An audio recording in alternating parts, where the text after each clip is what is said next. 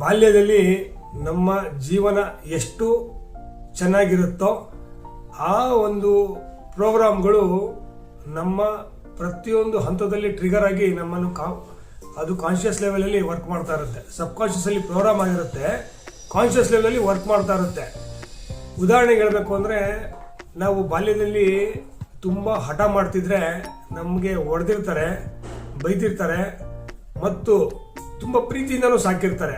ಆ ಪ್ರೀತಿನೂ ಸಹ ನಮಗೆ ಬೇರೆ ರೀತಿ ಪ್ರೋಗ್ರಾಮ್ ಆಗಿರುತ್ತೆ. ನಮಗೆ ಹೊಡೆದಿರೋದು ಸಹ ಬೇರೆ ರೀತಿ ಪ್ರೋಗ್ರಾಮ್ ಆಗಿರುತ್ತೆ, ನಮಗೆ ಬೈದಿರೋದು ಸಹ ನಮಗೆ ಬೇರೆ ರೀತಿ ಪ್ರೋಗ್ರಾಮ್ ಆಗಿರುತ್ತೆ.